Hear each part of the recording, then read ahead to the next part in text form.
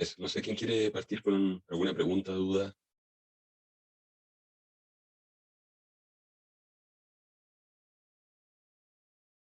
Pascal, ¿tú tenías unas dudas, me habías comentado? Sí, tengo un par de dudas sobre la pregunta 7, así que si alguien como que tiene preguntas de antes, igual. En verdad, sobre la pregunta 7 y 6, principalmente. Partamos con tus preguntas. Entonces, Ya. En la pregunta 6, ujú.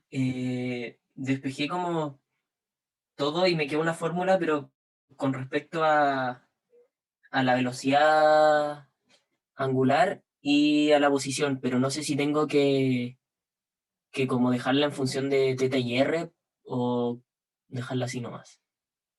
Eh, o sea, cuando tú utilizas esta fórmula, ¿no es cierto? El punto P, si lo llevas a cartesianas, te va a quedar R coseno, R seno, ¿no? Sí, Por lo tanto, al calcular este producto, el número 4, te va a quedar con R y coseno. Entonces, no veo muy bien qué otro reemplazo podrías hacer para que no quede en términos de R y teta y de la velocidad angular. O sea, no sé, ya. ¿estás pensando tú en algo más? Ahí no No, entendí. era dejarlo como expresado en función de P nomás, como sin calcularlo. No, claro, o sea, poner la fórmula así como está acá, no, eso estaría Ya, mal. perfecto. Yo simplemente pongo eh, la aceleración del satélite es A igual a, pongamos que el resto de términos no está, ¿ya? Pero ¿qué es esto? No, eso estaría incompleto. Tengo que decir, ¿qué cosa es ómega? Ya, ómega, no sé, voy a dibujar acá el plano con el eje Y, el eje J, y mi K está apuntando hacia afuera de la pantalla. Entonces, bueno, mi eje de giro omega mayúscula lo voy a definir como 0,01 omega, o lo que es igual a omega por el eje K. Y entonces, cuando lo meta acá en esta fórmula, voy a tener que hacer el producto cruz de P. Bueno, ¿y qué cosa es P? Voy a tener que decir P, lo voy a definir con coordenadas coseno de teta, seno de teta, 0 por R. ¿Ya? Entonces tengo que hacer omega mayúscula, que es lo mismo que omega K, cruz P, y tendré que poner acá los vectores, coseno de teta, seno de teta, 0, todo esto multiplicado por R, o R coseno, R seno, todo eso multiplicado por 0, 0, omega, ¿no? Entonces ahí me va a quedar eso por eso, menos esto, me van a ir saliendo números, tengo que poner. Así es como se esperaría que entreguen la respuesta, Ya, evaluando perfecto. los vectores específicos. Eso. Ya, perfecto. Así que sí, les va a quedar en función de R, teta y omega. Profe, a mí me surgió a lo largo de la tarea, en verdad, una pregunta, que ¿Mm? todo esto lo planteamos en 2D, o sea, en el sentido de que, por ejemplo, la de rotación la estamos haciendo en 2 dimensiones, porque estamos omitiendo el eje K, ¿no? No he omitido el eje K, o sea, yo lo escribí acá, en esto, pues 001. Eh, entonces, yo no he omitido el eje K. Efectivamente, hay una parte de las demostraciones que están en los apuntes que muestran cómo ocurre para el caso planar, y tú podrías hacerlo también como está hecho en el caso planar 2D, eh, pero en mi opinión es mejor irse a la segura directo, digamos, definiendo todo en 3D.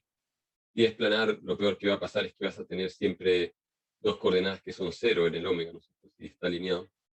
Y en ese caso se simplifican muchas multiplicaciones y al final te queda un resultado que está contenido en el plano, ¿no? No sé si se entiende, pero... Claro, pero a lo que yo me hacía referencia es cómo expresamos en la matriz de rotación, por ejemplo, no rotamos el eje K, o sea, estamos rotando en base al eje K. mm, ahí me confundí un poco. O sea, en la matriz... Profe, creo que ya entiendo, porque igual tenía como una duda con eso. Ajá. Creo que se refiere a hacer calzar el eje de rotación con el eje K. Entonces, de esa forma se se simplifica ya que ese eje va a estar constante y se va a ir al derivar y todo eso. Porque yo tampoco sabía cómo plantear la matriz de rotación si es Ujú. que no hacemos eso, si es que no calzamos el eje de giro con respecto al eje K. Claro, creo que entiendo. A ver, una rotación que hemos visto es la rotación 2D, ¿no es cierto? Es así. S teta, coseno de teta, ¿no? Ahora, cuando nos pasábamos al espacio 3D, está en los apuntes, la matriz de rotación crece.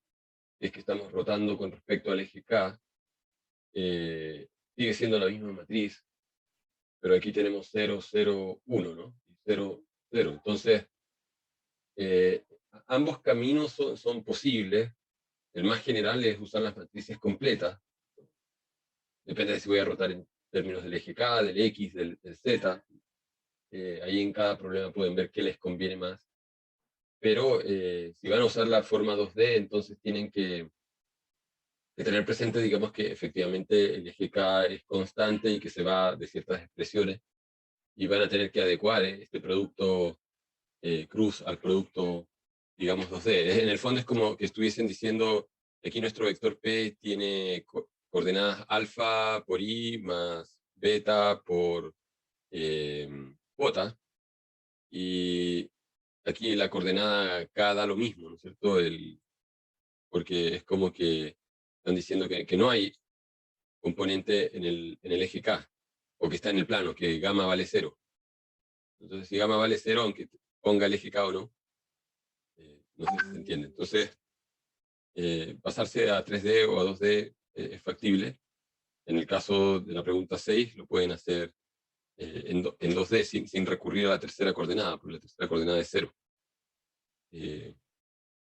Pero en el caso de la pregunta 7, 8, ahí sí el movimiento está en el espacio 3D, por lo tanto ahí ya no es tan simple como decir voy a asumir, estoy girando con un eje K que coincide con el eje perpendicular a la pantalla, ¿no? Porque si están girando en torno a la Tierra, la pueden hacer coincidir el eje K de la Tierra, ¿no es cierto? Pueden hacer coincidir el eje K con el eje de giro de la Tierra. Entonces aquí está el I y está el J, estacionarios o fijos. Pero después, dependiendo de cada caso, hay un objeto que está en alguna latitud y que se puede estar moviendo, digamos, a lo largo de un paralelo o a lo largo del meridiano. Cuando uno dice la dirección de movimiento es norte-sur o sur-norte, es que se está moviendo en un meridiano. Y si se está moviendo este-oeste, está moviéndose en un paralelo, ¿no? Entonces, puede que haya un sistema de coordenadas móvil, aquí no cambié de color, un sistema de coordenadas móvil que es tangente al lugar donde está el objeto, ¿no? Y hay un eje KR que ya no coincide con el K0, este es el K0 y este es el KR, no coinciden. ¿Cómo se Entonces, hacía para hacer coincidir esos ejes? no puedes hacerlos coincidir porque es otro marco, está rotado. No sé si la pregunta es cómo mover un vector que está en un marco a otro marco. Eso era la matriz de rotación, lo que hacía esa transformación. O sea, la pregunta que yo tenía, que por ejemplo igual es como para las 5, es eso, ¿cómo representamos la matriz de rotación Ujú, si es que no si es que no utilizamos ningún eje de giro como los ejes I, J, K? ujú. Claro. Voy a abrir aquí una página nueva. Profe, una preguntita rápida. ¿Sí? Que tengo clase ahora y quería saber si está grabando, pero veo que sí. Y quería saber hasta qué hora va a estar. Puedo estar hasta las 6. Así que, Ah, ya. no me puedo quedar más. Tengo otra reunión. Entonces, cualquier cosa se la mandaré por correo. Gracias. Ujú. Ok, de nada. Déjame aquí abrir otra página. Voy a dibujar.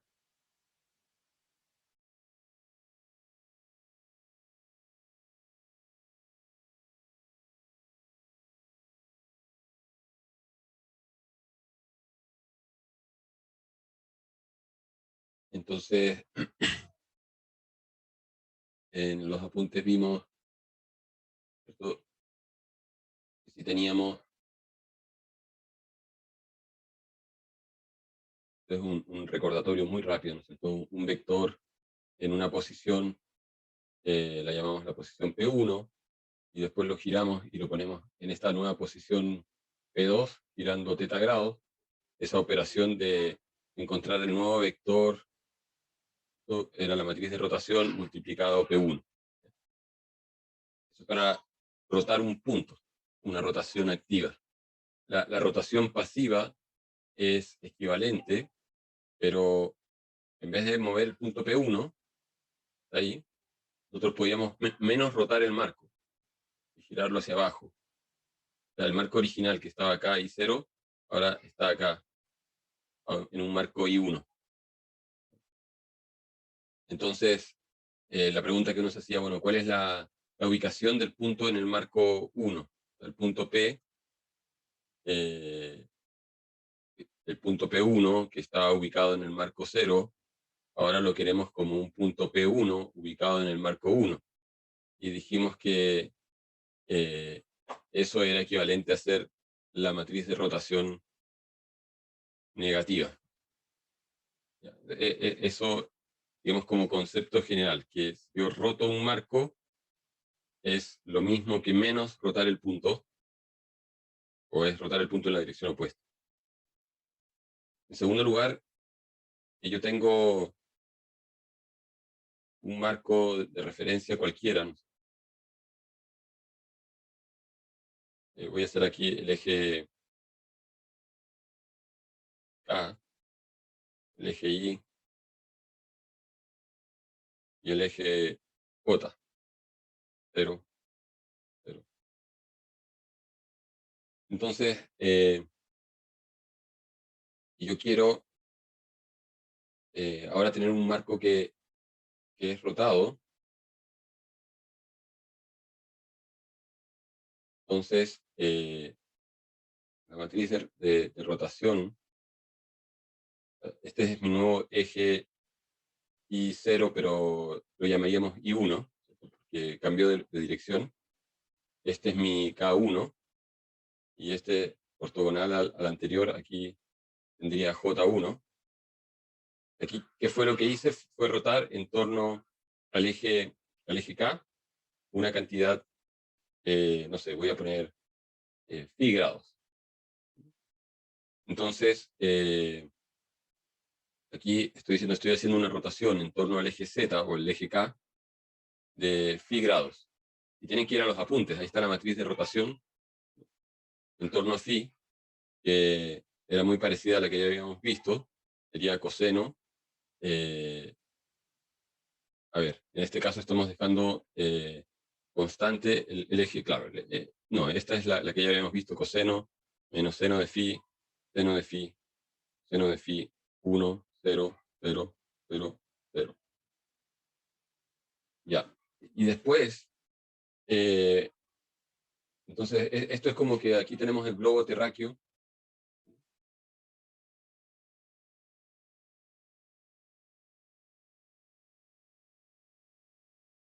Y estamos mirando un cierto meridiano. Estamos avanzando hasta un cierto meridiano y eso forma un plano, este plano verde.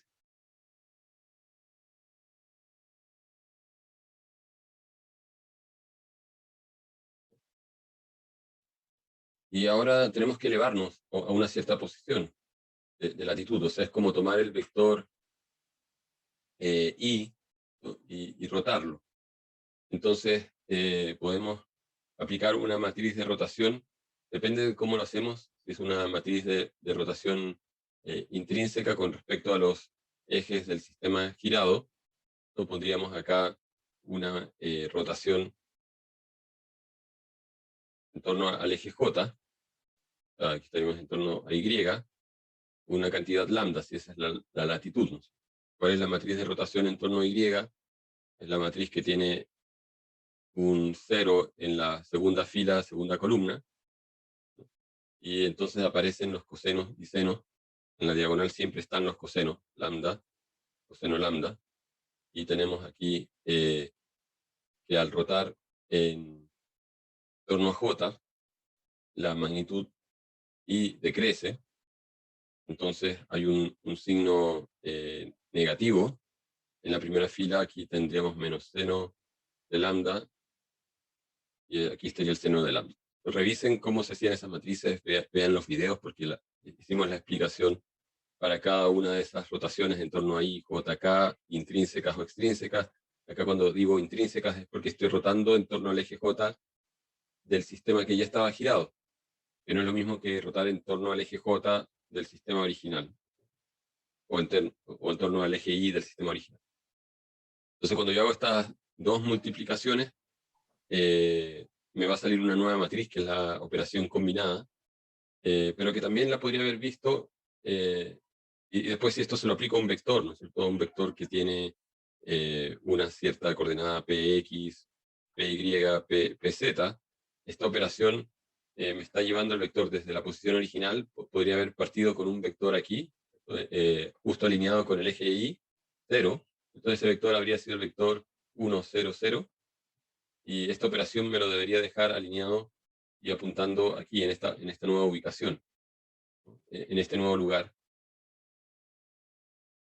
Entonces, si yo aquí esto lo reemplazo por el vector 1, 0, 0, debieran llegar a lo mismo que llegarían por geometría simple, ¿no es cierto? Por geometría simple, si yo tengo que este ángulo es lambda, ¿no? La proyección en el plano horizontal de este punto es coseno de lambda por el radio. Es radio por coseno de lambda. Y después este punto lo puedo proyectar sobre el eje Y y sobre el eje J. Entonces, esta parte horizontal que vale R coseno de lambda, si la proyecto en el eje Y0 original, tengo que multiplicar esto por coseno de phi. Si lo proyecto en el eje J, lo tengo que proyectar por seno de phi. Entonces, estas van a ser las coordenadas del punto nuevo, ¿no es cierto? Del px 1, del py1, la componente y, la componente x, y me falta la componente z. La componente z es el R seno de lambda.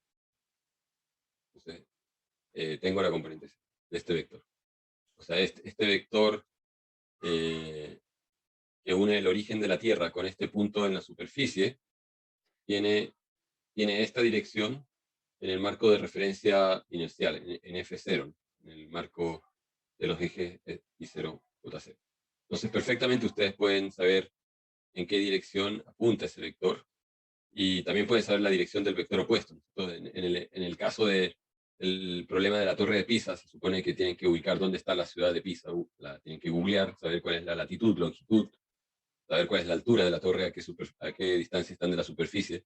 Están dejando caer, pueden simplificar la Tierra y decir que es una esfera, aunque en realidad habría que usar las ecuaciones del elipsoide si uno quisiera ser más exacto, pero digamos, para el propósito del ejercicio lo importante es que ustedes identifiquen en qué dirección va este vector, en qué dirección va a caer la bola o la masa que van a soltar, ¿no?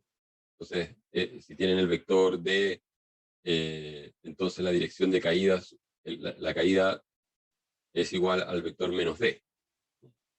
Y obviamente la masa tiene que tener movimiento en la dirección de caída. ¿Y qué más?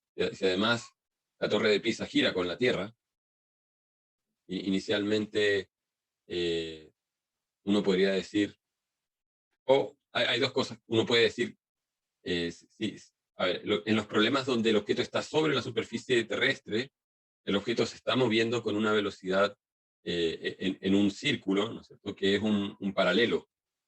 Entonces, tiene una velocidad en ese círculo. O sea, si miro la Tierra desde arriba, desde el polo norte, y estoy en una cierta latitud, el objeto se está moviendo con la Tierra y tiene una velocidad tangente a ese círculo, ¿no? Como difícil dibujarlo, pero visto del lado, esta es la Tierra, el eje de la Tierra, aquí está el Ecuador, estoy aquí arriba, estoy moviendo, estoy girando en este círculo que está haciendo un corte en un paralelo, ¿no? En algún momento la velocidad del objeto, lo pongo en esta posición específica, está entrando en la pizarra, ¿no? El objeto va a avanzar mientras la Tierra da vuelta y después va a salir por acá. y visto en perspectiva sería esta curva. En este punto entra en la pizarra y en este punto de acá totalmente opuesto sale de la pizarra con velocidad hacia allá. Aquí la velocidad tangente es acá, la velocidad tangente es aquí. Entonces, obviamente puede que en algunos ejercicios les convenga poner el plano del meridiano entre el eje Y y el eje K para simplificar las cosas, ¿no es cierto? Y no hacer que esto esté apuntando en alguna dirección arbitraria, pero calcular esa dirección es fácil, por geometría simple, no geometría básica. Entonces, esas direcciones las tienen que identificar bien. Si aquí en estos problemas, el principal problema inicial, valga la redundancia, es identificar hacia dónde se mueven las cosas. Entonces, el giro, y ahí uno puede preguntarse, bueno, ¿cuál es el eje de giro del objeto? ¿Qué es lo que está girando? O cómo pongo el marco de referencia del objeto. Porque yo puedo decir que tengo un marco de referencia que está aquí en el plano tangente, no se ve. Voy a hacer un dibujo nuevo mejor. Vamos a hacer la Tierra. Profe, ¿Sí? que la pregunta iba más direccionada en el punto de si una rotación sobre un eje que no es un eje del marco. No entiendo ahí muy bien nuevamente cuál es la pregunta. ¿Qué pasa si estoy girando en torno a un eje cualquiera? Sí, Bueno, esa Pero girando un punto. es una de las preguntas de la tarea, ¿no es cierto? Si yo tengo un eje cualquiera, yo lo puedo girar hasta hacerlo coincidir, ¿cierto? Entonces da lo mismo, aquí hay que ver, ¿no es cierto? ¿Dónde se intersecta este eje D? Va a tener va a estar contenido en un plano como lo que dibujé recién. Van a tener que definir hacia dónde apunta ese eje D. Entonces, van a tener que devolverse una cantidad lambda, ya sea que lo quieren alinear con K o lo quieren bajar al plano IJ. Tienen que ver este vector, la componente Z, ¿no? La componente Z es R seno de lambda. Si yo sé el radio y sé cuánto vale este vector, entonces tengo que seno de lambda es igual a Z partido por R, y ahí tendría que calcular lambda igual a arco seno de Z dividido en R. Entonces, con eso ya tengo lambda, y ahí tengo que ver si lo quiero mover hacia arriba. Entonces lo que me falta es girarlo 90 menos lambda, o si lo quiero girar hacia abajo, lo tengo que girar lambda.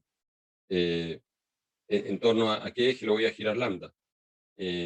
A un eje que está, digamos, ortogonal a este plano. Entonces ya lo giro. Eso lo puedo hacer con las matrices de rotación, porque este se transforma como en mi eje y auxiliar, y prima. Entonces hago la matriz de rotación con una rotación en I, una cantidad lambda.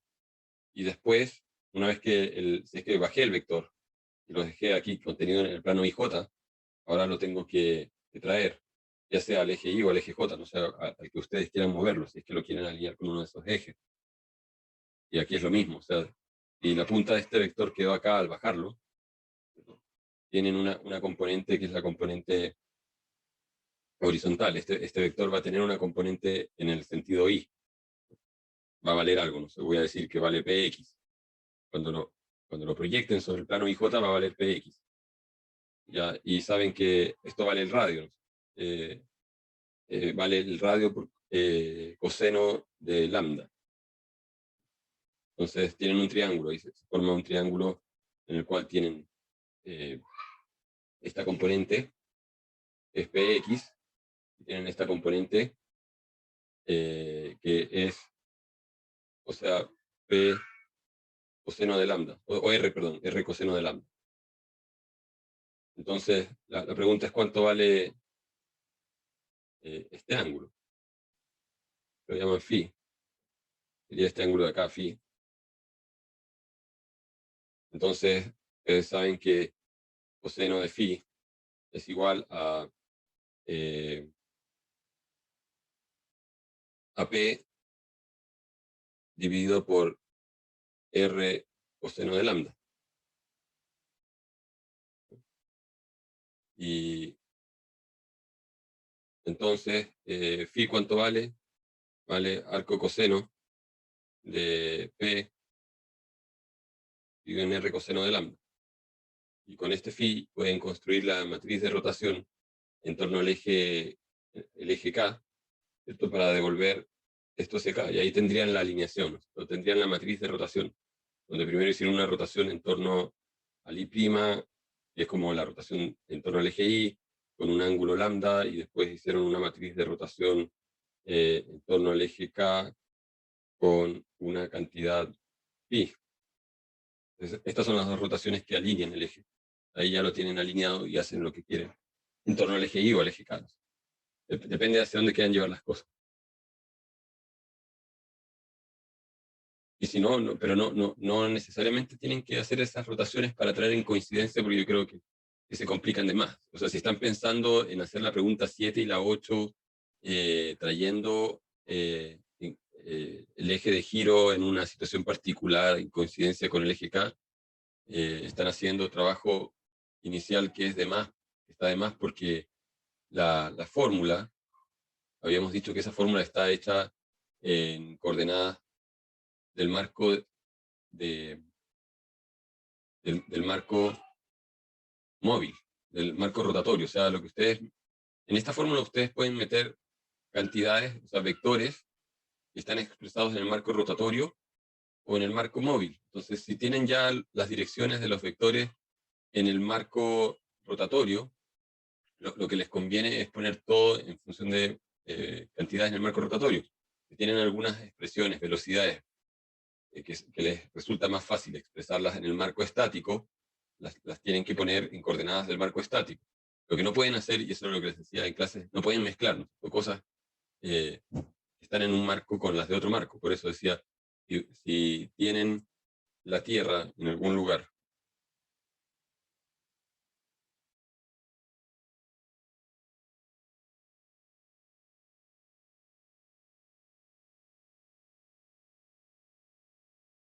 y tienen un plano tangente en alguna parte, y ese plano les define los ejes J, el eje Y, el eje K del marco móvil.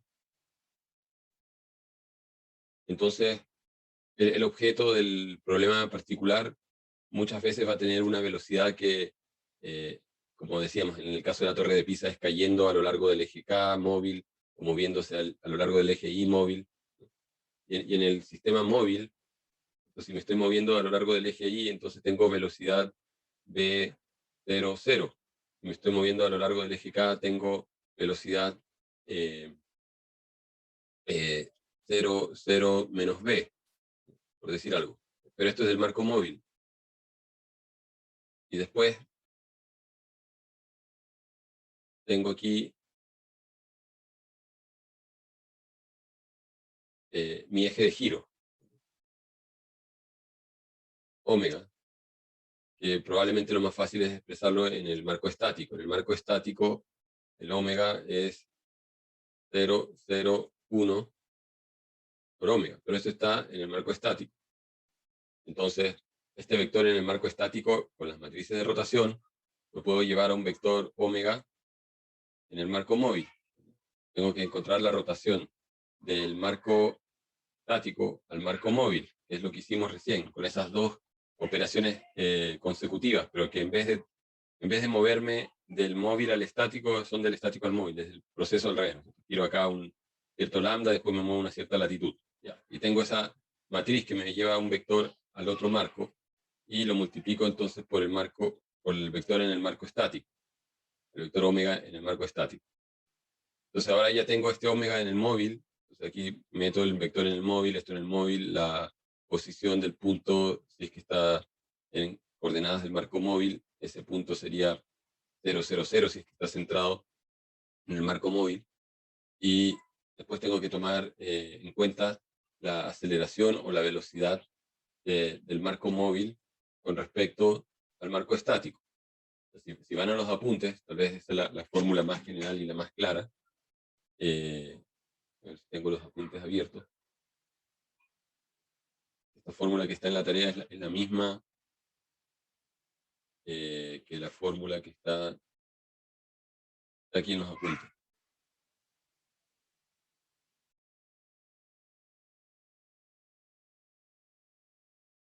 Entonces, aquí está escrita en forma explícita con coordenadas del marco móvil, pero yo lo que les decía es que pueden hacer también esta fórmula, aplicarla a vectores que están en coordenadas del marco estático, ¿no? Y el resultado obviamente les va a dar en coordenadas del marco estático. Entonces, lo importante acá es rellenar bien estos vectores, hacia dónde apunta la velocidad v, hacia dónde apunta la velocidad omega, dónde está el punto P.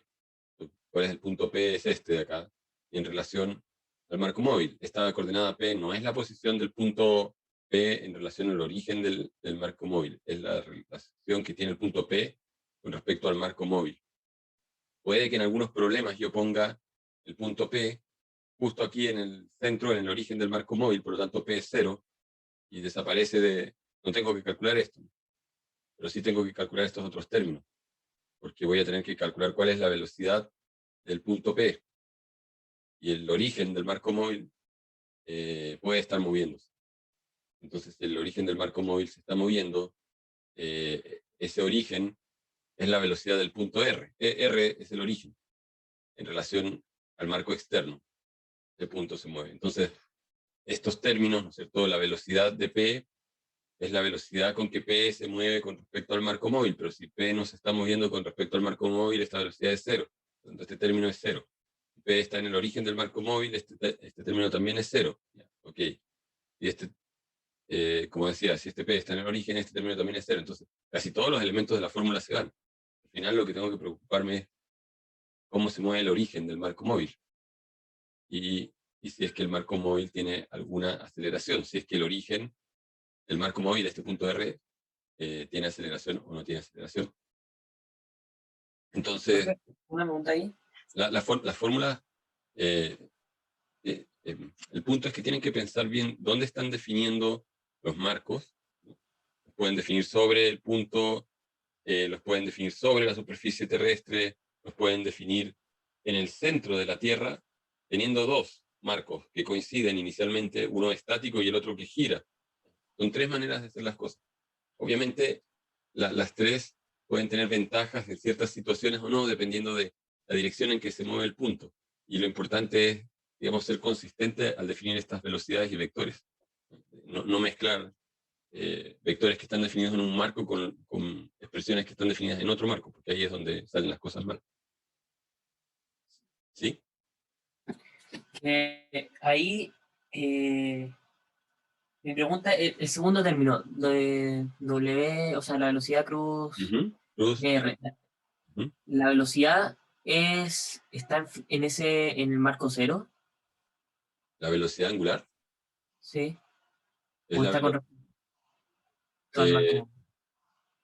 la velocidad angular, tú la puedes expresar en torno al marco que se mueve, o la puedes expresar en torno al marco exterior. O sea, voy a tratar acá de dibujar.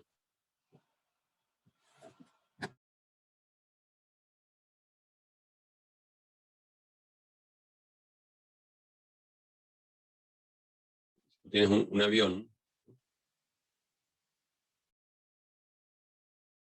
el eje X del avión apunta hacia adelante, el eje Y lo hacemos apuntar hacia el ala izquierda, y el eje Z, normalmente en los ejes de aviones se utiliza esta convención, el eje Z apunta hacia abajo, hacia la Tierra.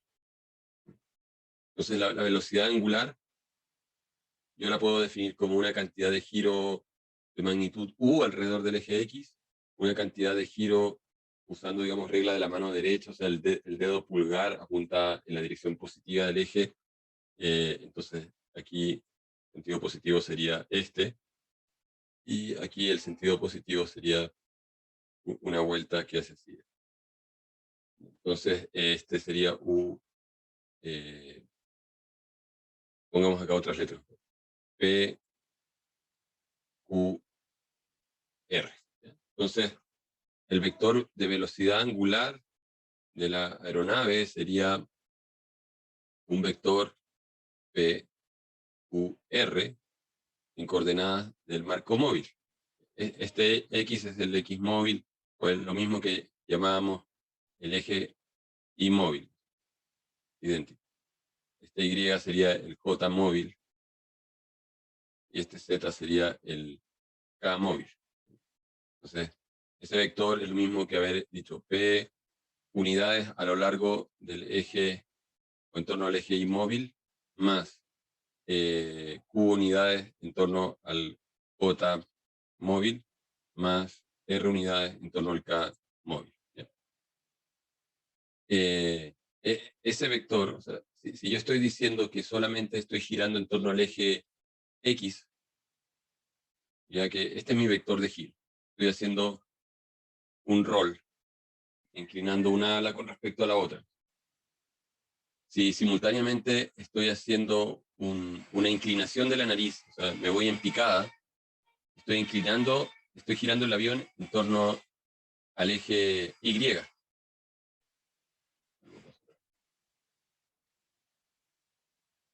Entonces tendría una componente de giro en ese sentido, ese sería el eje de giro.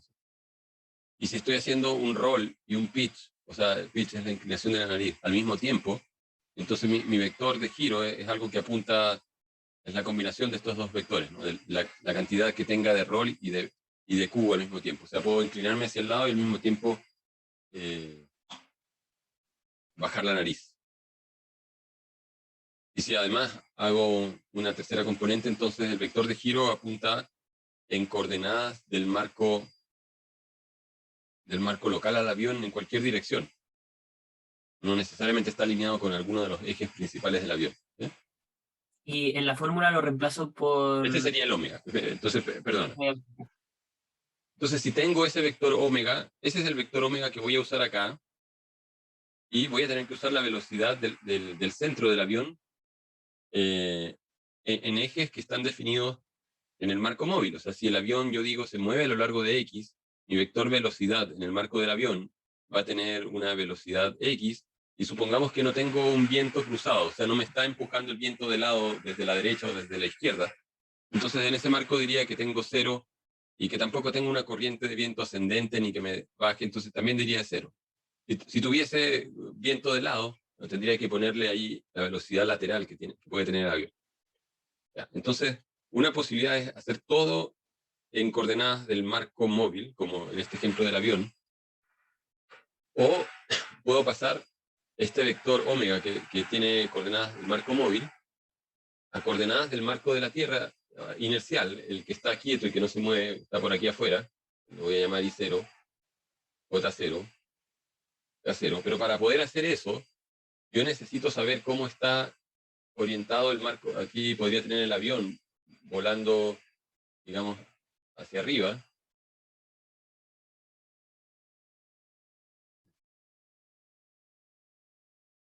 Entonces, este es el eje Y móvil, este es el eje J móvil, y este sería el eje K móvil.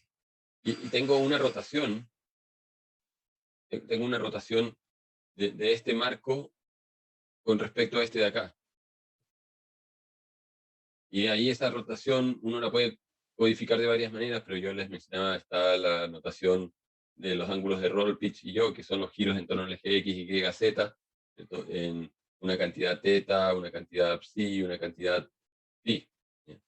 Entonces tengo que multiplicar esas tres matrices, y ya sé que para mover un vector de este marco, y yo lo multiplico, si tomo el vector omega en el marco móvil y lo multiplico por estas tres matrices, eso me va a dar el omega en el marco estacionario. Entonces, y voy a meter aquí en esta fórmula el omega del marco estacionario, o sea, este vector de giro, visto desde aquí afuera, sea, si yo lo pudiese trasladar y copiar así paralelo, ¿no es cierto? Lo tomo, lo levanto de ahí de donde está dibujado y lo copio acá, paralelo. Este vector, cuando yo lo proyecto en los ejes del sistema móvil, tiene 3 componentes que llamábamos P, Q, R. Pero este vector, cuando yo lo levanto y lo coloco en este otro marco, y lo proyecto en cada eje, ya no tiene componentes P, Q, R, tiene componentes de lo que hay en este vector, que es PQR, multiplicado por la matriz de rotación. Esa multiplicación está llena de senos y cosenos, ¿no es cierto? Y va a transformar estos PQR en otros números que van a terminar guardados en este vector omega supra cero. Entonces, ¿dónde puede estar lo más complicado? Es en una rotación que tengo que hacer para pasar de uno a otro, ¿sí? Y entonces lo importante es identificar cuál es el marco que me conviene utilizar para definir las velocidades, las aceleraciones, y muchas veces es el marco móvil el más conveniente. Una vez que ya lo tengo dibujado y puesto en un lugar,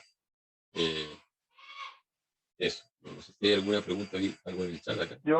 Me surge la duda que al cambiar entre marcos, como entre el móvil y el estático, ¿no se considera también, ¿cómo se dice?, la distancia que hay entre ellos, como si no tienen el mismo origen? No, la orientación, ¿no es cierto?, de un marco es independiente de su ubicación. Yo podría... Sí, pero para cambiar como las coordenadas del marco rotatorio al marco estático. O sea, otros componentes como el de la posición, ¿ahí habría que considerar la distancia entre ambos marcos? ¿O? No, por lo siguiente, o sea, si yo tengo una tabla de madera, ¿no es cierto? Y elijo un cierto eje y giro la tabla. Digamos que esta es una gran mesa. Tengo una gran mesa. Y yo te digo, mira, gira la tabla 30 grados. Usa como pivote esa esquina y gira la tabla 30 grados. Ah, ya, ok.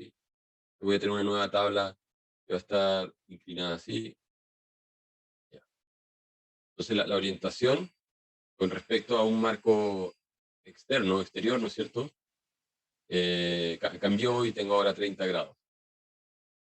Y si hubiese hecho la misma pregunta y la mesa, esta tabla, no sé, una tabla de picar, hubiese estado en otro lado y yo la giro nuevamente, ¿no es cierto? La pivoteo en torno al mismo punto, la misma cantidad de grados, porque me están diciendo que con respecto, entonces, y comparo con respecto al exterior, bueno, observo que el cambio de dirección fue el mismo, independiente de dónde yo hice el experimento.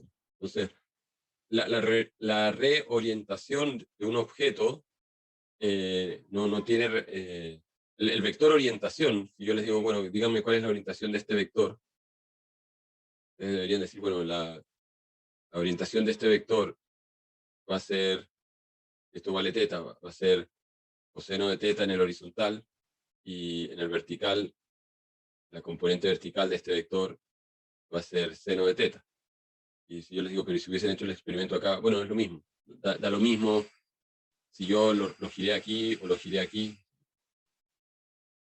Y si esto fuese parte de un cuerpo más grande, estas dos tablas hubiesen estado pegadas en una tabla más grande, y yo pivoteo toda esta tabla, bueno, este vector de este lado de la tabla, no sé, tenía una tabla con forma de L. Y yo levanto este lado 30 grados, este lado de acá también se levanta 30 grados. Otra cosa es que ustedes me digan, pero es que el arco de giro o la curva que está haciendo este punto cuando yo roto 30 grados no es lo mismo que la que hace este de acá. Sí, esta curva de acá es mucho más larga, ¿no? Y yo tomo ese origen que tiene el largo L, ¿cierto? Y lo giré con respecto a este pivote, y giré teta grados, entonces el largo de esta curva va a ser L por teta. Y si yo tomo este punto que tiene un bracito más corto, que lo llamo R, no sé, y lo muevo a este punto, también teta grados, el largo va a ser R teta. Y si L es mucho mayor que R, obviamente lo que recorrió un punto es distinto a lo que recorrió otro. Por lo tanto, en términos de velocidad absoluta, sí, el punto que está más alejado tiene más velocidad que el punto que está más cercano al pivote. En términos de cambio de orientación, los dos se cambiaron de orientación lo mismo. Por lo tanto, el vector omega es independiente. Cuando yo digo, ¿con qué velocidad cambió de orientación un microvector que puedo dibujar acá? O un microvector que puedo dibujar acá, o un microvector que puedo dibujar acá. Si todos esos microvectores son parte de esta tabla, y yo la tabla la rotete en 30 grados, todos los microvectores, independiente de dónde estén ubicados, rotaron 30 grados. Yo tomé como ejemplo el horizontal, pero el mismo ejercicio lo podrían hacer con el vertical y decir, rotaron la tabla 30 grados, bueno, el vertical también se va a rotar 30 grados. Si la tabla es rígida, no es de goma, va a rotarse todo solidariamente. Entonces, el vector velocidad angular me está diciendo la velocidad con que cambia la dirección de uno de estos microvectorcitos. Es el mismo, independiente de si yo estoy parado acá o si estoy parado por acá. Que me está diciendo con qué velocidad cambié la dirección de la punta de este vectorcito. Eso me está diciendo con qué velocidad se reorienta un elemento. Entonces la reorientación no es dependiente del origen, no es dependiente de la distancia que hay entre un marco y otro. Lo que no da lo mismo, habiendo dicho que la reorientación es independiente de la distancia que hay entre los marcos, lo que no da lo mismo es que yo tengo un marco que está estacionario y este marco que está pegado a esta tabla con forma de L que se mueve, no da lo mismo que esta tabla gire con respecto al pivote que teníamos aquí dibujado en esta esquina. No da lo mismo que esa tabla gire en torno a este pivote, a que la tabla gire y al mismo tiempo que está girando la tabla se vea empujada o deslizada a una nueva posición. Porque en ese caso yo no solamente voy a tener la velocidad de este arco que se abre al girar, sino que además voy a tener que sumar la componente de velocidad que produce el desplazamiento del origen. O sea, todos los puntos de la tabla se están moviendo una cantidad que es equivalente a lo que le ocurrió al origen. Si el origen yo lo moví de aquí a acá, entonces puedo ir a otro punto de la tabla y ver dónde está ese punto en la tabla nueva, y ese también se movió lo mismo. Si yo trasladé esta esquina que antes estaba acá, entonces esa esquina también se trasladó lo mismo. O sea, la traslación del origen afecta a todos los puntos de la tabla por igual. La velocidad angular de giro de la tabla es la misma en todos los puntos de la tabla. Pero cuando uno considera la velocidad local de un punto en la tabla producto del giro, entonces la velocidad local de ese punto es la combinación, la superposición de dos velocidades. Una que viene de la traslación del origen, que está trasladando a todos, y una que es del omega cruz el P. Entonces, mientras más alejado está el punto del origen del pivote de giro, obviamente voy a tener una velocidad tangencial que es mayor, porque el arco que recorro es mayor si estoy más alejado. Y si estoy más cercano, entonces esta parte es obviamente proporcional a la distancia al origen. Pero no tiene nada que ver con la distancia que hay entre estos dos marcos. Esa distancia importa si es que es variable, porque si es variable entonces quiere decir que el origen se está moviendo y tiene velocidad, y quiere decir entonces que todos los puntos de la tabla tienen la velocidad de alejamiento del origen con respecto al otro. Y si además este punto, que es el origen del marco móvil, acelera, porque puede que no solamente se mueva, sino que además lo haga con una velocidad que no es constante, sino que es una velocidad variable, y este punto del origen del marco móvil acelera, entonces todos los puntos de la tabla también aceleran igual que el origen de la tabla. Entonces se superponen efectos. Y eso es lo que está diciendo esta fórmula, es la superposición de varios efectos. Pero un punto importante que causa, tal vez es como bien difícil de entender o digerir, que el vector omega es el mismo independiente de en qué punto de la tabla se coloquen. Y lo más fácil, no sé si es fácil, pero tomar una hoja de papel en blanco, dibujar unos vectorcitos, después ponerle un pin a una esquina de la hoja, tirar la hoja entera y después remarcar la nueva ubicación de los vectores y compararlos con la ubicación original. Habría que tener otra hoja, un papel de calco para dejar marcados los originales y midan los ángulos, el cambio de ángulo en cada uno, independiente de si están cerca del origen o dibujados lejos, y se van a dar cuenta que todos cambiaron igual, en la misma, tienen que hacerlo con un transportador o algo así, se van a dar cuenta que todos cambiaron el mismo ángulo independiente si estaban cerca o lejos del origen. Por lo tanto, aquí el tema es que la velocidad angular omega es un vector invariante independiente de dónde está el centro o el eje de giro. Profe, Mm, tengo una duda con respecto también a la fórmula esta, que si tengo un punto, que gira alrededor de como un marco fijo, ujú. y pongo otro marco centrado un marco giratorio centrado en el punto que gira. El primer término se me cancelaría, el segundo también, como que siento que todos se cancelarían. A ver, déjame. Entonces dices, tienes un marco que está fijo, ¿no? Y Sí. hay otro que está móvil centrado en el fijo. ¿Eso? No, no, no. Tengo un marco en 3D, un marco fijo, ¿Ya? y tengo un punto en una posición X y Z del Ujú. marco fijo que va rotando con respecto, no sé, al eje K ¿Ya? o al eje Z. Ya. Entonces tienes acá una esfera. Tratar de dibujar la esfera. Y hay un punto ahí en la esfera que está dando vueltas alrededor del eje Z o el K. Sí. ¿Ya? Y ahora planteo un marco móvil ¿Ya? en el punto que está rotando. Siento que como que los términos de abajo, la mayoría se cancelan, como que todos se cancelan. Entonces tú dices, vas a poner un marco acá, Sí, como tangente al plano de la Tierra y el otro sería un eje así.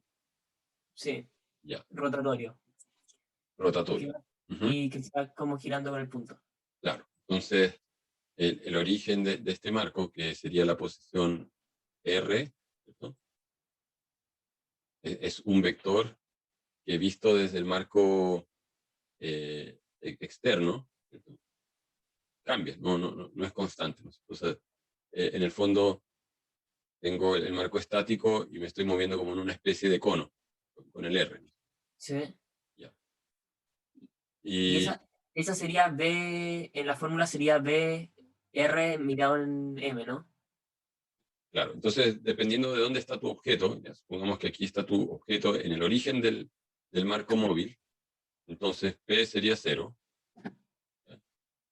P es 0, el movimiento del punto con respecto al marco móvil es 0, porque dije lo pegué ahí, o sea, la fórmula tiene varias partes menos que calcular, estas tres ya no están. Y Ah, después, y si se mueve con velocidad constante también. si el punto verde se mueve con respecto a los ejes rojos, no, ahí va a haber que poner la velocidad del punto No, pero verde. sí, pero si el punto verde gira con velocidad constante, o sea, no tiene aceleración, solo gira A ver, con pero ahí me estás confundiendo. ¿Gira en torno a quién? ¿Al marco rojo? al marco fijo con velocidad constante. Ya, sí. O sea, pero por eso, con el punto verde con relación al marco rojo no se mueve, está No pegado al sé. marco rojo. Sí, Es el origen del marco rojo. sí, Entonces, esta velocidad es la velocidad del punto en el marco móvil. ya, sí, sí. Así que es cero, porque está en el Sí. origen. El origen del marco móvil vale 000 y ese punto, cuando, si bien puede haber dado vueltas con la Tierra, ¿no? Y el marco móvil después anda en otro lugar, anda por acá.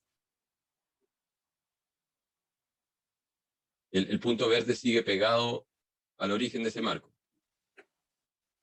Ya, sí, sí. Y por lo tanto, la velocidad del punto verde con respecto al marco móvil es cero. Con respecto al marco móvil, el punto verde no se movió. Así que en esta fórmula es cero. Ya, Después, sí. este término de acá es la aceleración del punto P en el marco móvil. Y el punto Sería no se cero, ¿no? movió, es cero también.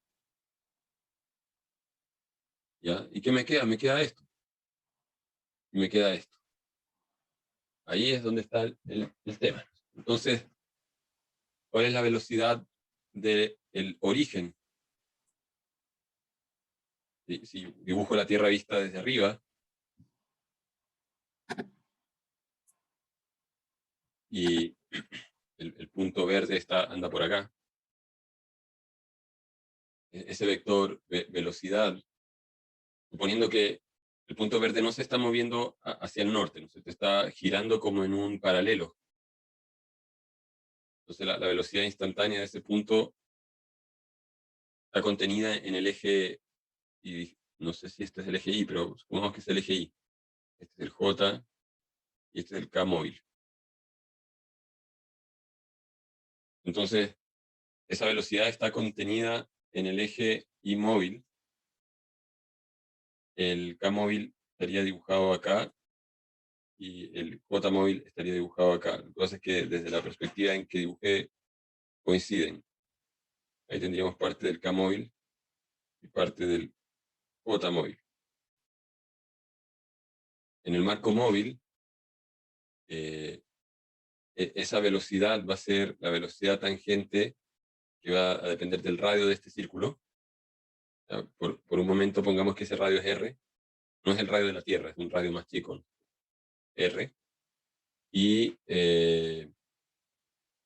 obviamente si esto está en una posición, depende de dónde estoy midiendo yo el ángulo, pero si estamos midiendo el ángulo de giro desde el horizontal, aquí me di una vuelta bastante larga, es más de 270 grados,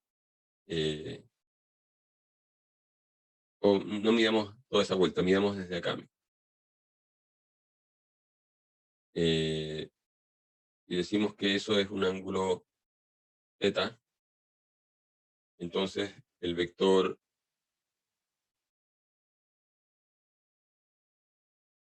azul que estoy dibujando ahí, ¿qué componente tiene en esta parte?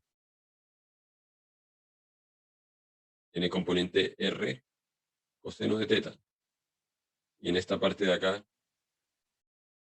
tiene, como esto es θ, en esta parte de acá tiene R seno de θ. El vector velocidad a lo largo de este otro eje es ortogonal al radial y tiene componentes R seno de θ. Y estamos diciendo este es el eje Y del mundo, Y0, el eje J0. Entonces tiene una componente Y negativa, que aquí está el Y positivo, y el vector está apuntándose hacia arriba, ¿no? Como que está apuntándose acá. Yo lo proyecto acá, entonces tiene componente Y negativa, y tiene componente J positiva, o sea, R cos θ. Y me falta la altura es algún valor constante. Estoy en una circunferencia constante, así que le voy a poner un valor E. Entonces, este vector velocidad, obviamente lo tengo que multiplicar por la velocidad angular, porque si tengo algo que está girando en un círculo con radio R, con velocidad angular de giro de la Tierra omega, entonces la velocidad tangencial es omega R. En este caso, el R ya estaba puesto y solamente tengo que definir el vector dirección, que es seno de θ negativo coseno de θ. Y entonces tengo el vector dirección en coordenadas, en este caso, son coordenadas del marco cero, porque yo expresé esto en coordenadas, al hacer esta proyección por coseno y seno de θ, lo expresé en coordenadas del marco cero. Entonces aquí tengo la posibilidad de meter el vector velocidad en coordenadas del marco cero, que es este vector, y el vector de giro en coordenadas del marco cero es el vector, o sea, aquí tendría menos R omega seno de θ, R omega coseno de θ, una constante epsilon o E, lo que sea, y el vector omega sería el 0, 0, omega minúscula, ¿no? Esta omega en negritas quiere decir que son vectores. Aquí fíjense en los apuntes que la letra T es un escalar, no está en negrita, pero la letra B es un vector, ese sí está en letra negrita. Tendría que ser ese producto, no es difícil. Y aquí la aceleración del R. La pregunta es, ¿tiene aceleración o no tiene aceleración ese punto? ¿Qué dicen? Sí, ¿Por qué Yo tiene creo que aceleración? no. porque la velocidad va variando, creo. Tiene como Ah. aceleración. O sea, si tú me dices que la velocidad de la Tierra varía, entonces yo te diría que los días de la Tierra deberían ser todos de un largo distinto. O sea, no, pero, o sea, Sí varía, pero varía infinitesimalmente y, no sé, pero son el milisegundos. el vector velocidad no va variando. ¿Por qué va a variar si la Tierra se ¿Cómo? demora 24 horas en completar 2π? Porque como que va girando, ¿no? Va girando siempre con velocidad constante. O sea, si yo tengo algo que gira con velocidad constante, la velocidad tangencial es constante. Y no puedo acelerar tangencialmente, ¿no? Porque si yo estoy girando con velocidad tangencial constante, quiere decir que mi ómega de giro es constante, o sea, me demoro en dar una vuelta a lo mismo, ¿no? O sea, me demoro 3 segundos. ¿De cuál es mi velocidad angular? Es 2π dividido en t segundos. Ah, sí, sí. Ya entendí. Entonces, si yo derivo la velocidad para encontrar la aceleración angular, perdón, la aceleración angular alfa es la derivada de la velocidad angular. Entonces, tú me dices que esto es distinto de cero, es lo mismo que tú me digas que la derivada de 2π dividido en t es distinto de cero. La única manera de que esto sea distinto de cero es que t sea distinto de constante. Porque obviamente la derivada de 2π partido en t es 2π dividido en t cuadrado negativo. Y esto va a ser distinto de cero si es que t es un número que está cambiando, pero si t es una constante tiene que dar cero. Entonces, no sé si se entiende. O sea, la velocidad angular constante quiere decir que me demoro lo mismo en dar todos los días en dar la vuelta a la Tierra. Sí, se entendió. No tengo aceleración angular. Si no tengo aceleración angular, quiere decir que mi aceleración tangencial va a ser alfa por r, ¿no? Mi aceleración tangencial, así como la velocidad tangencial es omega por r, la aceleración tangencial es alfa por r. Pero alfa es cero, porque ya vimos que la velocidad angular es constante, ¿no? O sea, alfa es igual a la derivada de omega de t, omega constante implica entonces que alfa es igual a cero. Entonces la aceleración tangencial es cero. ¿Tengo aceleración radial? Si ustedes me dicen que tienen aceleración radial, entonces quiere decir que el punto que estaba acá y que me estaban diciendo que era un hipopótamo que estaba en un estanque, está volando. Porque, no sé, tiene cohetes, propulsores. Entonces, ahí diría, bueno, ya, ok, se está volando porque es un hipopótamo que tiene un jetpack. Entonces, claro, aquí va a haber un vector que va a tener una componente en la dirección del eje K porque está despegando. Pero si el hipopótamo está quieto en el estanque, no puede separarse radialmente del centro de la Tierra, por lo tanto no tiene aceleración radial.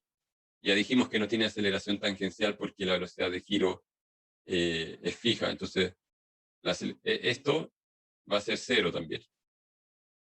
Y al final los problemas que tienen que calcular son bastante sencillos, pero el ejercicio tenía que ver con hacerlos pensar. ¿Dónde pongo el marco y qué es lo que se está moviendo? No es que la aceleración resultante sea cero, ¿no? Visto de otra manera así muy reduccionista de ver las cosas, supongamos por un momento que la Tierra estuviese quieta y que no gira. Alguien agarró la Tierra y la frenó. Ya no hay día, ya no hay noche. El lugar donde estaban se quedó con la hora que tiene. Entonces omega es cero. Bueno, desaparece este término. Ya no gira la Tierra. Este término es cero, no gira la Tierra. La Tierra no gira, está detenida, no tiene velocidad angular, así que tampoco tiene aceleración angular. O sea, cero. Y no tiene velocidad angular, dijimos, este es cero, o sea, desaparece. Entonces, si yo tengo una Tierra que está detenida, tengo el marco de referencia estático, y tengo aquí otro marco de referencia móvil, que ya no gira. Entonces, aquí la aceleración resultante es la suma de estas dos aceleraciones, que era ustedes lo que ya conocían.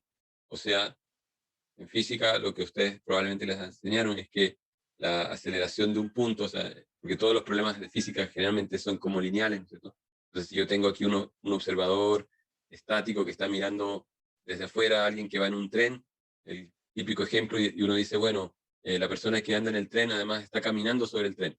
Entonces la velocidad de la persona relativa al tren es de 2 metros por segundo y además la velocidad del tren relativa al observador externo es de tanto, no sé, se mueve el tren a 20 metros por segundo, entonces la velocidad absoluta, uno decía, es la velocidad del tren relativa al observador más la velocidad del pasajero relativa al tren. Y aquí en el fondo les está quedando eso, es la velocidad del marco móvil o del tren, este sería el tren, o aceleración del tren, ¿no es cierto? Más la aceleración que tenga el pasajero con respecto al tren. El tren tiene su marco. Entonces tengo la velocidad del pasajero respecto al tren y tengo la aceleración del tren, que es el marco fijo al tren, con respecto al exterior. Y esa sería la aceleración total, ¿no? Entonces, esta es la fórmula más general para calcular aceleraciones absolutas.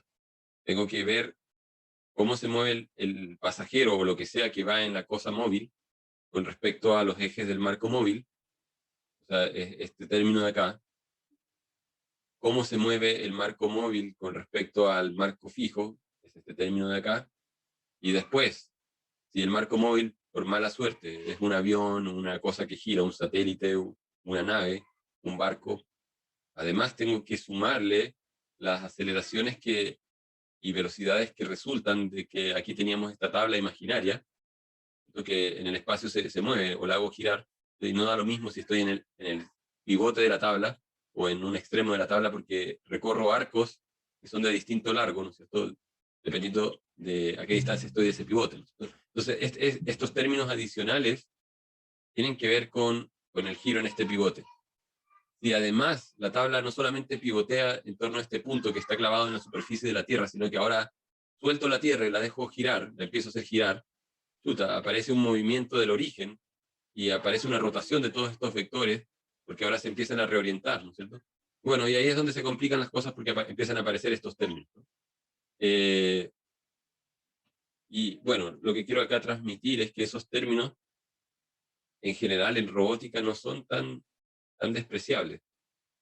Siempre nos enseñan en física, así como, no, ya la velocidad relativa sumamos, velocidad, todo como unidimensional en física básica, pero lamentablemente los aviones, los vehículos aéreos no tripulados, en realidad son plataformas móviles que giran, y por lo tanto hay que calcular la aceleración exacta para poder después integrarla, porque nosotros, yo decía, bueno, queremos la aceleración para calcular fuerzas, sí, esa es una razón, y queremos la aceleración total, no solamente una parte.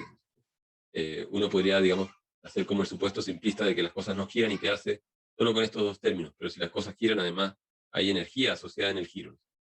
Y la otra razón tiene que ver con que cuando yo tengo la aceleración absoluta, que es lo que sale de sumar todas las fuentes de aceleración, yo esta aceleración la puedo integrar, y cuando la integro tengo la velocidad absoluta. Si la vuelvo a integrar con respecto al tiempo, entonces tengo el cambio de posición absoluto.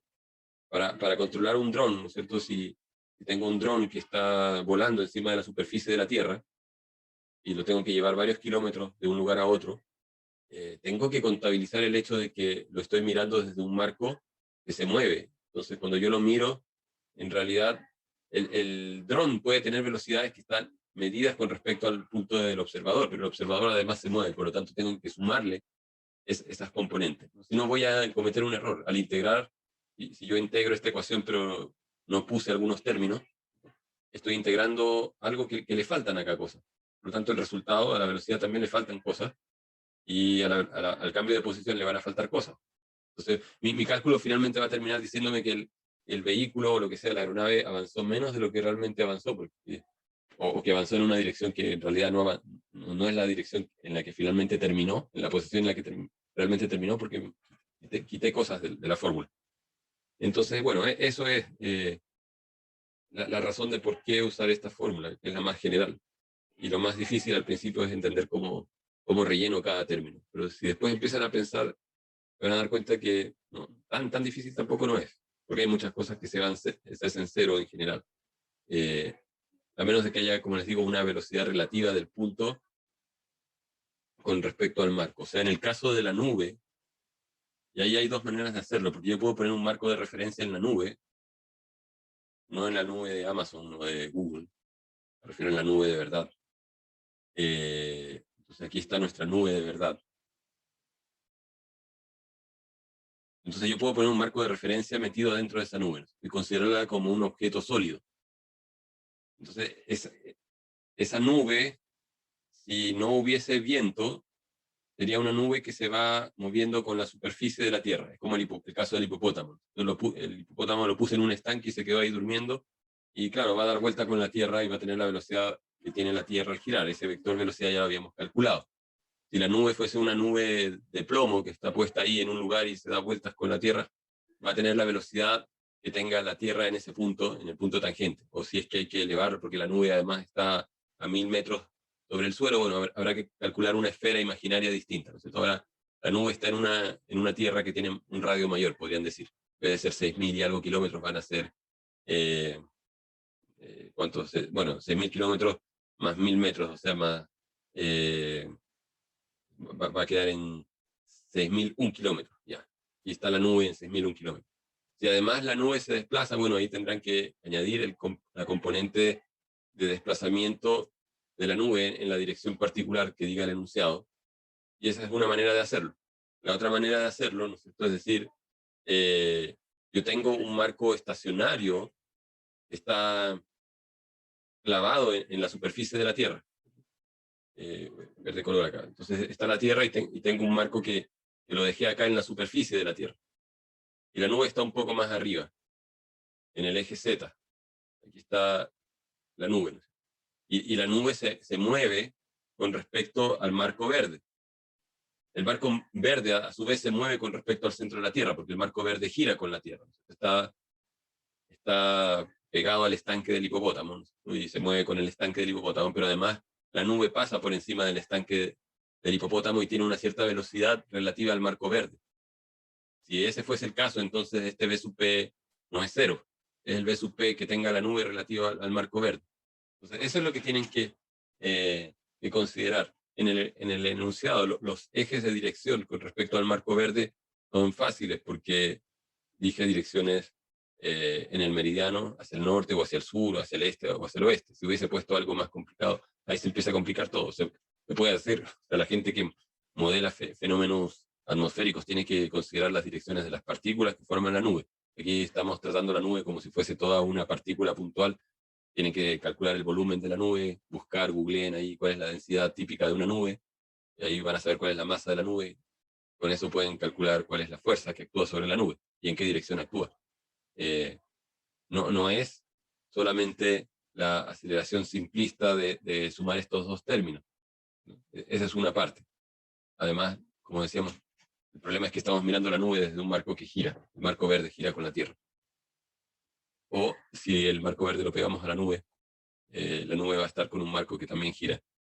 El punto es que la velocidad del origen de ese marco verde va a ser distinta dependiendo de si asumimos que ese marco verde se mueve con la nube o ese marco verde se mueve en la superficie de la Tierra. Ambos casos se pueden hacer. No es difícil. Esa es la idea, ¿no? Sí. En esa pregunta de la nube, tengo la duda porque, bueno, dicen que hay que calcular la fuerza inercial. Bueno, y por lo que dijo, o sea, solo nos dan el volumen. Entonces, habría que buscar la densidad de la nube para la masa, ¿no? Correcto, sí. Y otra pregunta también de ese enunciado, que en ese caso se nos pide cómo expresar la respuesta en el marco de referencia rotatorio, que es una persona en la Tierra. Y, y también nos dan el ejemplo de que la persona está en Punta Arenas. Ese dato está extra, ¿no? Es como, porque al estar el marco de referencia en Punta Arenas, o sea, el marco de referencia de la persona, y hay que expresar el resultado en términos del marco rotatorio, al final no habría que hacer el cambio de latitud ni... Déjame ir a la pregunta. Porque de lo que entendí en la pregunta 7 habría que buscar la latitud y longitud de cada lugar y para transformarlo al, ¿cómo se dice?, al eje estático de la Tierra. Claro, lo que pasa es que, a ver, tú estás en una latitud distinta, ¿no es cierto? No, estos lugares están en una Sí. latitud distinta, por lo tanto, ese radio R minúscula que yo dibujaba hace un rato a ver si puedo dibujar acá. Esta es la Tierra vista de lado, aquí está el Ecuador. No da lo mismo que yo esté aquí parado que esté aquí, ¿no? Porque el radio que tengo estando en el Ecuador es el radio de la Tierra, y estando aquí arriba es ese radio, y ese radio va a depender de la latitud. Si la latitud es lambda y el radio de la Tierra vale R, este radio pequeño, el radio de la Tierra es R mayúscula, ¿cierto? El radio pequeño R minúscula va a valer R coseno de lambda. Entonces, no es un dato que está de más, esto. Está puesto a propósito. Tienen que calcular cuál es la latitud. Bien. En el caso de la pregunta 8, que después Ujú. nos pide expresarlo en la, ¿cómo se dice? En el marco, o sea, no transformarlo al marco estático, sino dejarlo en el marco rotatorio. Ujú. También es importante ese R, ¿no? Como para hacer Claro, porque vas a tener una distancia. El marco rotatorio, dependiendo de dónde lo pongas, se mueve, ¿no? O sea, visto desde arriba, voy a dibujar esto por aquí. A ver. Vista la Tierra desde arriba, aquí está el Polo Norte. Si yo estoy por acá y me están diciendo que yo me muevo en esta circunferencia, mi velocidad, y aquí pego el marco móvil. El marco móvil está ahí, un rato después el marco móvil está acá, un rato después el marco móvil está acá. Si yo pongo el marco móvil en un cierto punto, no, la velocidad tangencial, ¿no es cierto? No es la misma si yo estoy en una circunferencia más pequeña que si yo estoy acá en el Ecuador, ¿no? El cambio de ángulo es el mismo. De hecho, o sea, aquí, digamos, volviendo a la pregunta que me hacían hace un rato, si la velocidad angular dependía de la posición en la cual uno está mirando, yo puedo tomar un punto aquí en la circunferencia interna, ¿no es cierto? O casi pegada al polo norte, si me pongo acá, puedo tomar un punto ahí. Dibujo un vector, ahí está el vector. Podría ponerme en un punto en el ecuador, ya, ok, dibujo un vector hacia el firmamento. Cuando pasan 6 horas, ¿de dónde apunta ese vector? Va a apuntar hacia acá. Va a apuntar hacia acá. Hacia acá. Independiente de en qué lugar esté, va a haber girado 90 grados. En 6 horas voy a dar un cuarto de vuelta. En 6 horas más van a haber transcurrido 12 horas, ¿no es cierto? Y aquí era la medianoche, en 12 horas más voy a estar en el mediodía. En 6 horas más van a ser las 6 de la tarde, y en 6 horas más van a ser las 12 de la noche de nuevo. Entonces, independiente de en qué paralelo yo me encuentre, puedo estar en el polo norte, en 6 horas mi orientación de un vector que mira, supongamos que aquí está de noche, ¿no? Entonces, la estrella polar, y por este lado está el sol. Entonces, en 12 horas yo me doy la vuelta y quedo mirando al sol, justo con el sol en la cabeza. En 12 horas más vuelvo a darme la vuelta y quedo mirando una estrella en la parte más alta del cielo, una particular, y después me doy 12 horas más. Entonces, la velocidad angular me está diciendo con qué velocidad cambia de dirección este vector. Y el cambio de 90 grados ocurre en 6 horas. Independiente de si yo estoy en el paralelo 75, en el paralelo 90, o sea, no el paralelo 90, pero sería el centro del polo. Si estoy en Punta Arenas, estoy, no sé, en el paralelo 53, 54. Estoy en Santiago, estoy en el paralelo 33. Visto de lado, ¿no es cierto? Aquí está el Ecuador. Bajamos 33 grados, aquí está Santiago. Bajamos 54 grados, acá está Punta Arenas, 54 grados. Bajamos 90 grados, estamos en el centro del Antártico. Y estamos en menos 90, menos 54, menos 30. Entonces, la velocidad con que cambio de dirección es independiente del paralelo. El ómega como vector es el mismo. Otra cosa es que después de un rato esté apuntando en otra dirección, pero el ómega no es una dirección, es la velocidad con que cambia el vector dirección. Entonces, el vector dirección obviamente apunta en otra dirección después de un rato. ¿Y la velocidad de la nube, en este caso? Porque ahí sí, dice que se desplaza de norte a sur, pero no dice como si tiene velocidad, como Tiene, alguna velocidad cierta. tiene que tener, a ver, si tú vas en bicicleta de norte a sur, supongamos que vas por la carretera, la ruta 5 norte, es casi, digamos, paralela a un meridiano. ¿Tienes velocidad lateral o no? No. Con respecto a la carretera, no, ¿cierto? Porque la carretera no te sales de la carretera o de la pista. Con respecto a la pista, no. Pero supongamos que estás, no sé, pedaleando desde, voy a decir, Punta Arenas hasta Iquique. No sé cuántos días te vas a demorar. Va a haber transcurrido más de una noche, ¿cierto? Quiere decir que diste vueltas con la Tierra alrededor de su eje. A pesar de que no te saliste de la carretera, tenías una velocidad lateral. Visto en términos absolutos, tienes una velocidad lateral, que es la velocidad que tienes estando en la superficie de la Tierra.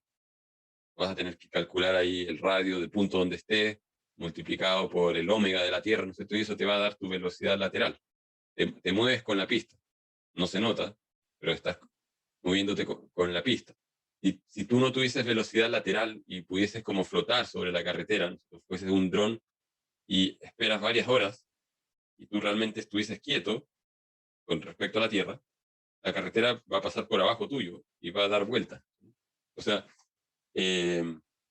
supongamos que, voy a dibujar acá, esta es la Tierra, acá está el Ecuador, y aquí está la ruta 5 norte. Entonces, si tú estuvieses volando en el espacio, flotando acá, vas a ver que esta línea cambia de lugar, ¿no? A medida que la Tierra va girando, esto va a dar la vuelta. Y por lo tanto, para el observador que está en el espacio, mirando al ciclista que iba acá en la ruta 5 norte, un rato después iba más arriba, aquí iba llegando a Canadá, no sé dónde, este ciclista sí tiene una velocidad lateral que es porque está dando vuelta con la Tierra. Entonces, en el caso de la nube que se desplaza de norte a sur, tiene una velocidad v no determinada, ustedes ahí la ponen, que es la velocidad de moverse a lo largo del meridiano, pero además tienen que sumar la velocidad o sea, si el origen del marco de referencia móvil lo ponen en la nube y la nube está ubicada en ese punto, el origen del marco móvil se mueve con la Tierra. Y tienen que calcular cuál es la velocidad lateral. No es cero.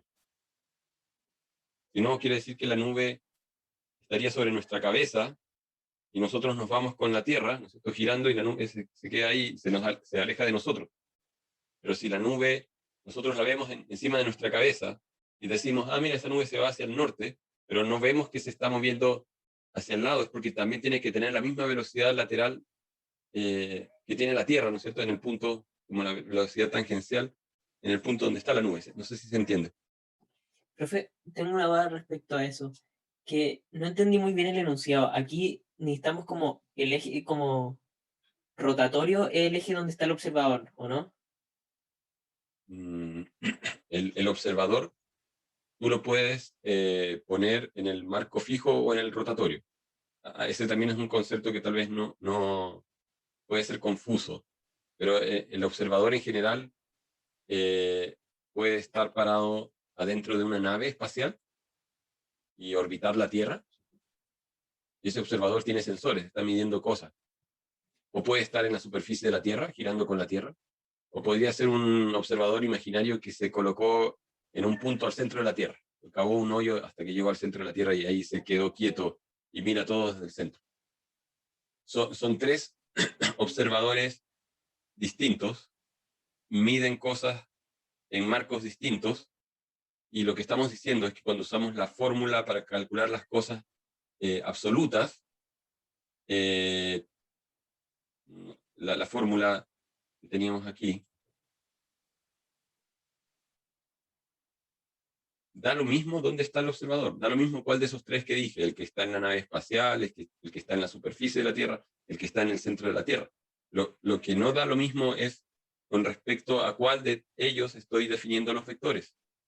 Entonces, si yo estoy definiendo las cosas con respecto al que está en la nave espacial, acá tendría que poner el marco de la nave espacial, el marco de la nave espacial, el marco de la nave espacial, y lo que voy a obtener es la velocidad absoluta en el marco de la nave espacial. Es un vector que está definido en el marco que yo le pegué a la nave espacial. Aquí está la Tierra, hay una órbita, y tengo aquí una nave espacial que tiene ejes en una dirección particular. Entonces, cuando yo uso esta fórmula grande y los ingredientes los pongo definidos en términos de este marco, el resultado va a estar en una expresión que está definida en este marco. Si yo tengo el observador encima de la Tierra, bueno, ese es otro marco móvil, no sé, le puedo poner otro nombre, le pondré Tierra, Tierra, Tierra, y calcularé las cosas con respecto a ese marco que está en la Tierra. Y me va a salir una expresión para la aceleración absoluta con respecto a ese marco.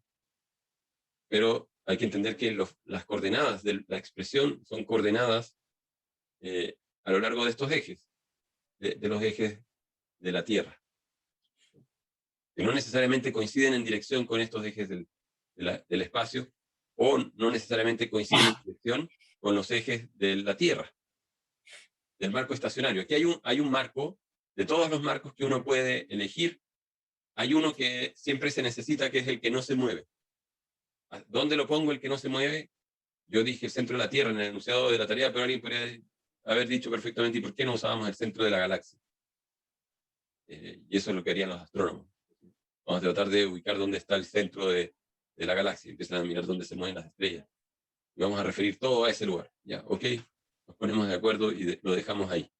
El punto es que tenemos que tener uno que no se mueva, y después los otros los vamos creando, son definiciones nuestras. Obviamente que ojalá los pudiésemos poner cerca, que ojalá estuviesen con la misma orientación que el que no se mueve, pero los otros se mueven, y por lo tanto en algún momento van a cambiar de dirección. Si están orbitando algo, se van a mover y en algún rato van a estar apuntando en otra dirección. Por lo tanto, en el resolver algún ejercicio con marcos móviles, ustedes lo que tienen que hacer es tomarle una especie de foto al marco móvil y decir, bueno, dado que estoy dibujando las cosas acá, con los ejes estáticos de la Tierra acá, y el marco móvil lo estoy poniendo acá, y en este instante, cuando lo pongo ahí, la Tierra avanzó θ grados, entonces este vector apunta en una cierta dirección, bueno, tendré que calcular cuál es esa dirección. ¿Qué pasa si más adelante la Tierra giró y ahora el marco móvil anda por acá? Bueno, no importa, actualizo mi vector, porque como lo calculé en función de θ, y ahora sé que θ no es 30 grados, sino que es 180 o 270. Aquí está. Por eso es que conviene parametrizar las cosas en función de θ. Necesito un marco fijo en alguna parte.